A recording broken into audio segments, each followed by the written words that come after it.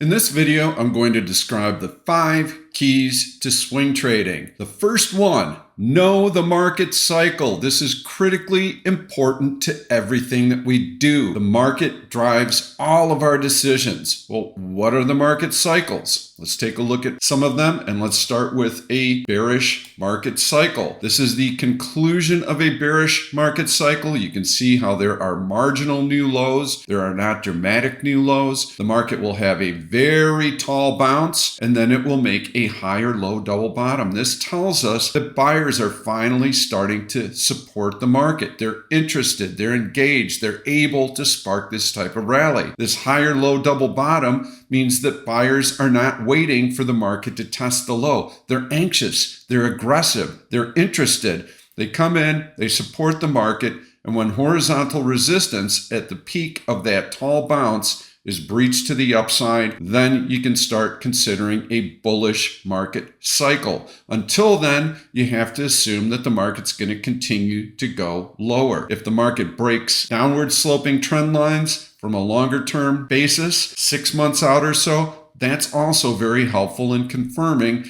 that finally we're getting into a bullish cycle. These are the best of times also. When the market is transitioning from a bearish cycle to a bullish cycle, you won't find a better buying opportunity. And this is when you want to take longer term positions that are going to span 2, 3, 4 months, even longer than that. If you look at a 100-year chart of the market, it's been in an incredible uptrend. Almost all the time, the market is moving higher. So when you do get these little bear markets that tend to last maybe 18 months or 2 years, when that finally turns, asset managers are going to be super aggressive and they're going to buy everything in sight. As that market rally starts to establish itself, you're going to see brief little retests, and those are little pullbacks, but be confident. Know that when you're taking longer term swing positions, that asset managers are aggressive, and eventually they're going to realize that these little dips are huge buying opportunities, and you're going to get very, very consistent price action to the upside. You'll have some compressions along the way. They won't last long. After a big move like this, there's going to be a little bit of profit taking, but those compressions are just going to be sideways ranges that are going to be resolved to the upside. So there's no reason for you to exit your longer term swing positions because the price action is still very supportive, continuing to move higher. As the cycle matures, the market's going to start moving through some major moving averages. You'll see some pauses along those major moving averages, but ultimately, you want to have that breakout above the major moving averages, and it shouldn't be contested, meaning that movement through those major moving averages should happen relatively quickly. Then you know that the trend is fully established. Again, this is the best of times. As the bullish cycle starts to mature, you're going to start seeing some pullbacks, and these pullbacks are going to be deeper, they're going to last longer, and when you get a breakout, that breakout is going to be marginal. It's not going to be substantial. You've got a breakout right here. That is a substantial new high. Just blows right through that high, and it keeps on going. As that market cycle starts to mature, you're going to see the market struggle to make new highs. Those are just signs of exhaustion. As long as you're seeing all of this type of price action, this is still very conducive to holding longer term swing positions. You have to have that market tailwind, and you have to know which part of the cycle you're in. As you finally get into the final stages of a bull market, you're going to see little tiny dips. You're going to see these marginal new highs, lots of these little dips. That tells you that there is selling pressure. Candle bodies are very compressed, and they're tiny because every time the market tries to rally, there's a seller. There's a seller to keep a lid on it. You're no longer seeing these giant, long, green candles and this robust movement upward. The momentum is really starting to slow down. So how do you handle your swing trades when you get into this phase of the market? Well, now you should be shortening your trade duration. Instead of having positions on that are going to last, say, 2, 3, 4 months, you're shortening that time horizon to where maybe they last 2 or 3 weeks because you're in a little bit of a hit and run mode. You know that there's going to be marginal new highs. When you get those marginal new highs, if you have the right stock, you can stick with the position. It's not going to be a problem. And we're going to get into stock selection in just a minute. But you should know that the market's getting relatively tired, and I'm not going to have that tailwind. 75% of all stocks follow the market. So you need that tailwind. And as it starts to wane, that means that you start reducing your position sizes for swing trading. You take smaller size, you take fewer positions. And when you get these nice little rallies to a new high and you have stalled momentum, take profits. Wait for the dip, then reload on your swing positions. Look to be taking positions that last perhaps a month instead of 2, 3, 4 months. So you're starting to see the overall market conditions change, but you are not shorting. And when you go to the sidelines here, you can look at this chart and go, well, why did I need to go to the sidelines? Look, it's still going higher. Eventually, you're going to get a nice big market drop. And we're going to evaluate that drop. That drop magnitude and duration is going to tell us what the state of the market is. So you're going to get a nice big market drop eventually. The depth and duration of that drop is so important. It's critically important because it tells us that sellers are finally starting to take control. There's profit taking. Conditions have changed, and you'll get a nice tall bounce. Bull markets die very, very hard. Everybody wants to buy. There's a 100-year uptrend for the market. So the tendency is for the market to always be moving higher. When you get these situations after a big drop like this, you want to see the market recover. You want to see it challenge the all-time high. When it can't do that, you're going to have a lower high, double top, and that tells you that the sellers that were up in here are very, very impatient. They're looking to reduce risk. They're not going to wait for the market to get back to that high. They are in there selling. And until you see a lower high double top, you assume that the market is going to make a new high. So if you do get trapped in some swing positions and you get this big market drop, don't puke out of everything. Know that bull markets die hard and that you're going to get some kind of decent tall bounce because buyers are going to view this as an opportunity. It's been an opportunity for the last 2, 3, 4 years. As long as that bullish market cycle has existed, dip buying has worked and buyers are going to buy that dip. So don't puke out your positions here. Know that you're going to get that retest of the high. And when the market can't quite get back up there, that's when you start exiting your swing positions that you might have been caught in. In here, now you can start to finally go to the sidelines and say, hey, I think that the market is transitioning. We could have a trend reversal here. But you do not short until you take out that support level that was formed by that most recent big drop. Now, upward sloping trend lines that are breached to the downside that are longer term, those will be additional confirmation that the trend is changing. If the market's moving through major moving averages and staying at or below them. So initially, the market barely even tests these major moving averages and it flies right off of them like it jabbed in the butt with a cattle prod. Well, you don't get that anymore. Now, all of a sudden, the market's kind of comfortable sitting around those major moving averages. It'll even move below those major moving averages and it'll spend time there. That tells you that sellers are gaining control.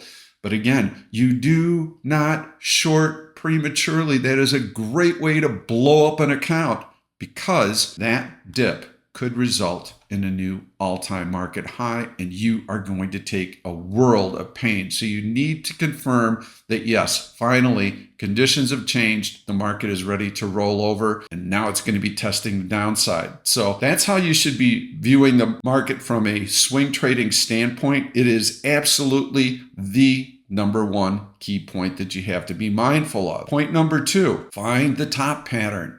What the heck is the top pattern? I've never even heard of the top pattern. Well, it's a name that I gave it. It stands for tight, orderly progression. And you have to be very, very selective. So there is no compromise in the top pattern. If you cannot find it, you keep looking, and it's going to be stock-based. We're trading the market, but we're riding the fastest horse. And this tight, orderly price action, this tight, orderly progression tells us that long-term institutional buyers are interested. You could go through 3,000 stocks, maybe find 20 or 30 with this pattern. If it doesn't have the pattern I'm showing you, you do not trade it. I don't care if it's Apple. I don't care if it's Tesla. At one point, Apple and Tesla both had this pattern, but they go in and out of phase. Why does this pattern exist? It's because asset managers have identified that they want to own this stock. The prospects have changed. There's material news. This company is in a sweet spot. It's got really high growth opportunities. The earnings are going to be fantastic, and long-term asset managers want to buy it and hold it 2-3 years out. So typically, these are going to be your tech names, because if you think about stodgy companies like Procter & Gamble or Pepsi, well, what did you make? Some new kind of toothpaste that's going to get everybody excited?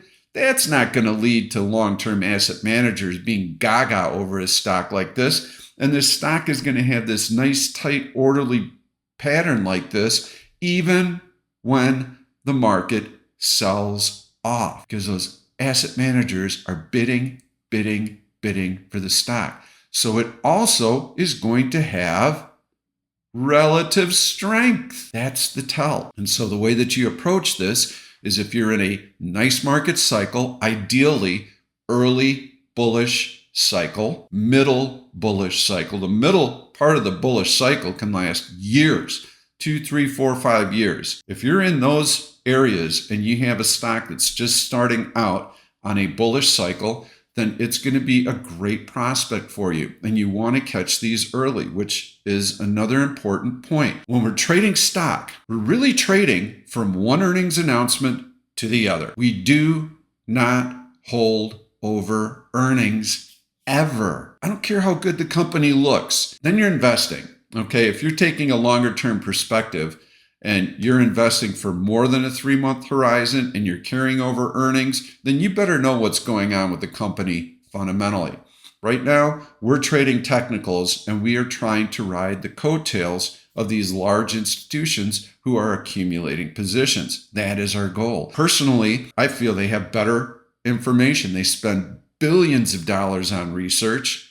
They have research teams on every stock. They talk to component suppliers. They look at aerial views of parking lots. They have people sitting in courtrooms when there's litigation to evaluate what the reactions are from the jury. They know everything that's going on. I can't compete in that arena. So on a fundamental basis, I am going to follow the smart money, and the technicals, the price action, are going to tell me when they're super aggressive. And when they're super motivated and when they're super aggressive, I can predict future price movement with a fairly high degree of accuracy.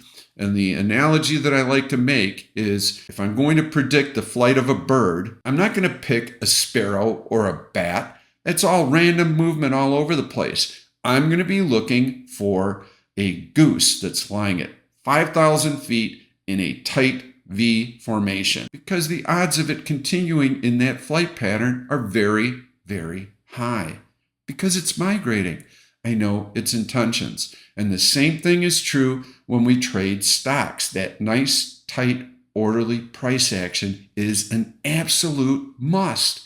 And the reason that this pattern is so powerful is because it makes the position easy to manage. The stock's not gapping up, gapping down, all over the place, herky-jerky. I can't predict that type of price movement. What I want to know is that the bid is super strong, and that even when the market sells off, this stock is on a mission. And it allows me to gradually enter the trade, and then on price confirmation, I'm able to add to the position. And so here's an earnings announcement. You can see how the stock initially pulled back. And I'm going to show you a number of different stocks that are setting up right now. They're in this pattern. You'd like to catch it early. And so those opportunities tend to present themselves after the earnings announcement. There's been news. There's a reason that asset managers are going gaga over this stock. Something has changed. The fundamentals are fantastic, and they want in for the next 2 or 3 years because they see fantastic growth prospects. So when you get the number, you're going to start to see this red line is AVWAP-E. That's an indicator that I use. It's the average weighted price after the earnings announcement, average volume weighted price after the earnings announcement. And you can see how the stock has been above it. What we're going to be looking for next, and this is also one of the keys to swing trading, is we're going to be looking for that nice steady price action. Now I'm going to show you how we scale into position. And we'll move this off. So in here, you've got this nice AVWAP-E. You've got the stock finally able to move through this horizontal resistance. This is where you can take your initial position on this breakout. It's a nice high volume breakout. That is your starter position. So now you get confirmation. You can see how the stock is moving away from that EMA 8. You don't want to be buying up here. You want to be buying those pullbacks to the EMA 8. Sometimes you'll get a pullback to AVWAP-E. Not often though, because eventually those asset managers are going to get more and more aggressive, and you're going to see that EMA 8 start to distance itself from AVWAP-E. But this would be a nice entry point. And when you get these long red candles, you want to see them resolved very quickly. So you don't want to see deep pullbacks. When you do get a red candle, or you do get a couple of days of selling, you want to see buyers snapping that right back up because they are aggressive. And this is a great entry point, even if you are short-term trading. Let's say that your time horizon is a week, or maybe you're even doing some overnight trades. You get a pullback like this with a close near the high above that EMA 8. Beautiful. This is a great entry point for me, especially if I have a conducive market tailwind. That market cycle is really, really strong. So this is where you're adding to the position. Again, my first entry was back here. My next entry is up here. Where's my average cost? My average cost is probably going to be around AVWAP-E, maybe even lower in this instance. And so from a mental perspective, which is a big deal because traders are always panicked that I've got this nice position on, I've got these profits in this trade, and I don't want to give them back. And that's what most traders are going to do when they swing trade. Okay, so they're in here, they got this nice trade, the stock moves higher, and then you get this long red candle and they puke the position out. Oh, that's it. Look, I gave back so much of my gains, I should have gotten out yesterday. And so they sell the position and they think that, oh, now it's just going to roll over because it's already run up so high. You're going to have another segment of swing traders who look at this and go, I'm not buying that high. I'm not chasing that stock. That PE ratio is way too high. Well, Meta, Apple, Google, they all had really high PE ratios, and they were super expensive on a valuation basis when they were at $10, $20, $50, $100, $500. So you would have been waiting for a pullback that never happened. Use technical analysis and lean on it and follow what the smart money is doing. And this only applies if you have the top pattern. You must have that pattern. Very brief, shallow dips and instant recovery when you have any kind of little pullback. And that's your opportunity to add. That's your opportunity to add. I can't add up here, Pete. Look, the stock has run so far. It's still got relative strength in here.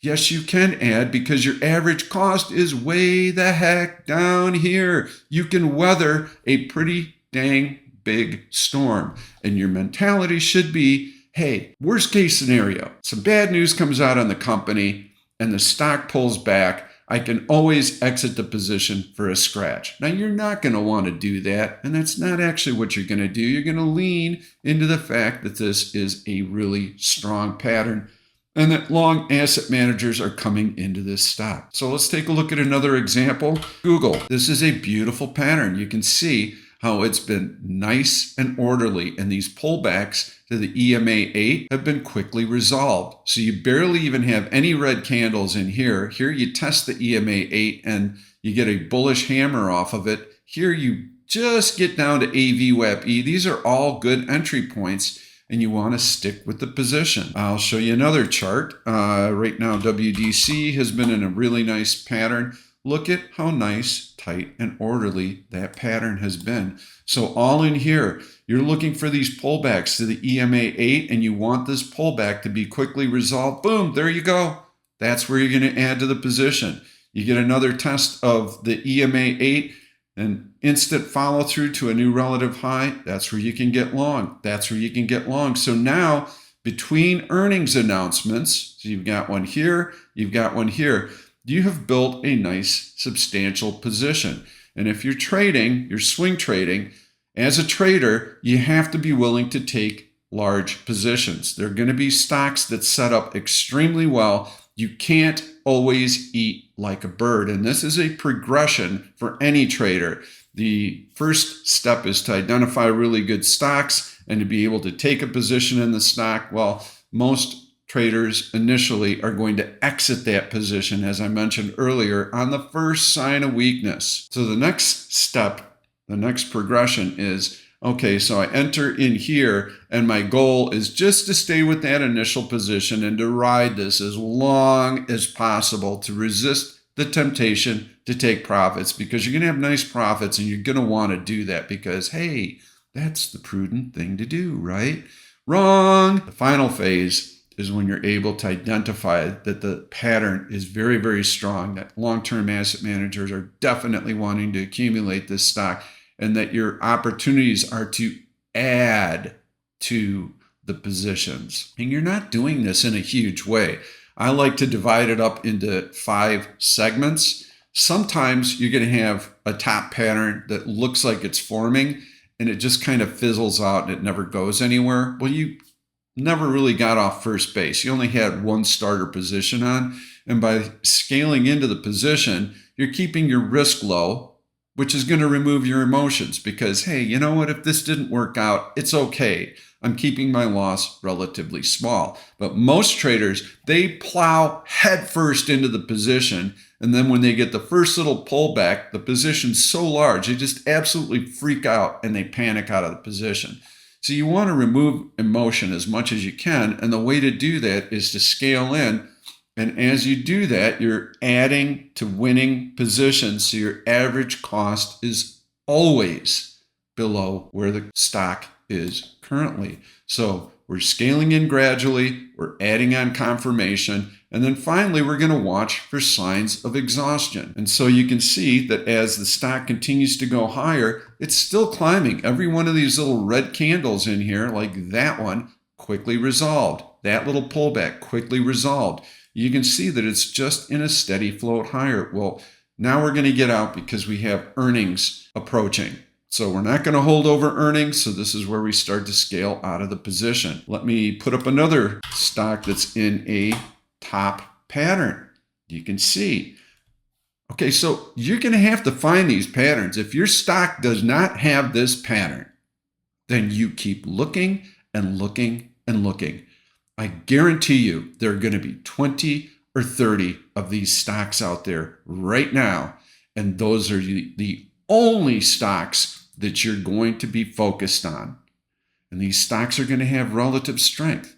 And the beauty of that is that when you get any kind of market dip, you're going to be able to weather it because you're in the right stock. And you're in the right stock because you know that asset managers are in there buying it. So on a market pullback, a temporary dip in the market, these asset managers are viewing this as an opportunity to fly under the radar and accumulate shares because there's going to be some natural selling pressure. A lot of these stocks are in indices, and those are all program driven. So you got these big buy and sell programs running. Well, when the sell programs are running, that size is not enough to offset the demand by asset managers because they are buy, give me more. And so you're able to weather those market pullbacks. So this is how you swing trade.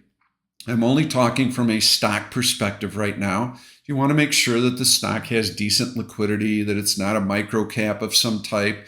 You can go into nice stocks that have at least a couple of million shares traded on average each day. Mid caps, large caps even. I will say that the mega cap stocks, they have a really hard time pushing higher and pushing higher.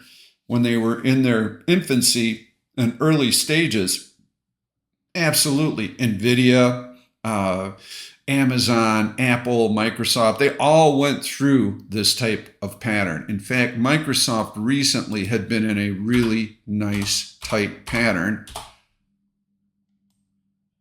And you can see this is why, yes, you had a nice pop on earnings, but you can see how Microsoft has fallen out of that pattern. But here is your pattern, your top pattern. Big gap up. Okay, there's some profit taking. It's going to take time for Microsoft to resolve that profit taking, and eventually it makes a new high. It did not come into the gap. So you know that buyers eventually got more and more aggressive and they worked off that supply. And then now you can see how Microsoft is continuing to trend higher. You get a little dip below EMA 8, and then it's right back on track. Red candle instantly resolved the next day. Red candle 2 days later, market through the open of that red candle and continuing to move higher. So these are the situations that you need to look for. This is how you want to approach your swing trading. These are the 5 keys. You want to make sure that you start with the market, know which market cycle you're in, and adjust your trading accordingly. We always trade the stock because we have relative strength that we can lean on. We're trading the market, but we're riding the fastest horse. And when we look for those stocks with relative strength, we are looking for that top pattern, tight, orderly progression. Not all over the place, not herky-jerky. How are we going to predict that? We're not predicting the flight of a bat. So there are going to be very few stocks that have this pattern. When you find them, keep them on your radar. Now, there could be some news that comes out during the quarter that throws a stock off. We can't anticipate that. Typically, long-term asset managers will view that as a buying opportunity and the stock will recover. Now, sometimes you're going to have something material that happens. We can't predict that, and it's going to be the exception rather than the case. Just don't panic out of the position. Know that as the stock recovers that you may want to exit that position. But again, during the quarter, the fundamentals don't typically change very much for companies. And that's really the window that we're trying to capture, is that quarterly earnings report that just came out, good guidance, excellent opportunities in the future, and that top pattern is just getting going. And we're looking for confirmation. We're gradually scaling in. So we're going to keep emotions out of the equation by starting with a small starter position. We're evaluating if the stock's not doing what we expected, if it's not moving higher with the market, if it's not holding its own when the market is down, then it's probably not going to materialize, and we'll exit the trade for a small gain, a scratch, maybe a tiny loss, but we're not going to be very emotional about it because we don't have a lot of risk exposure. As the stock starts to prove itself and we start adding to the position, our average cost is always below the current price. And so we have the comfort of knowing that worst case scenario, we can exit for a scratch if the stock does pull back. But we're going to be building a position. We're going to be riding this momentum. So we're adding on confirmation. And then finally, we're watching for signs of exhaustion. And by all means, we're out before that earnings announcement. If you found this content valuable to you, please give it a thumbs up. Let me know if there's other educational content that you'd like me to post, and I'll make sure to include those in videos. I have not talked about option trading at all. There are a lot of different strategies that you can use depending on if the option implied volatility is very high or very low. Personally, in these situations, I like to go out past the next earnings announcement, and I like to buy deep in the money options. I'm basically creating a leveraged surrogate stock position, and the delta needs to be above 0.7, at 0.7 or higher, and then I'm simply adding to that position. Can I buy options as the stock moves higher that are further in the money and use different strike prices? So perhaps the first position is deep in the money now. Yes, as long as that delta is 0.7, I can use other options along the way so that I'm not having to pay really high prices for deep in the money options. So there are a number of different strategies. There are put selling strategies that you can use for stocks that have high option implied volatility to try and capture that price movement, generate income, and perhaps even be able to get assigned on some of those pullbacks. So I'll leave that type of content for another video, but I will mention that if you get the market right and you get the stock right and you focus on this top pattern, you can trade almost any option strategy you want and you're going to make money. Thanks so much for watching. Watch for our next educational video. Thank you. Thank you for watching this YouTube video. I'm Pete Stolzers, and I'm going to keep the trade ideas coming along with lots of education. So make sure to subscribe to the channel and please turn on your notifications so that you never miss another trade. If you like the content, please give it a thumbs up. I've loaded 2 other videos that I think you're really going to enjoy. Stay tuned. We'll see you soon.